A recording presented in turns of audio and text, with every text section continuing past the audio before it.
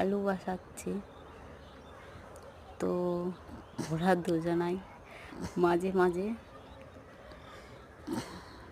ঝগড়া লেগে যাচ্ছে, যে ও বলছে আমি বেশি কাজ করছি, আর বাবা বলছে আমি বেশি কাজ করছি।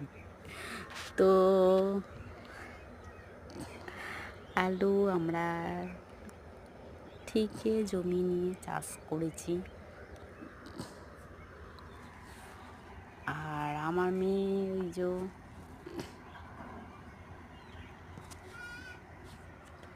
থাকতে থাকতে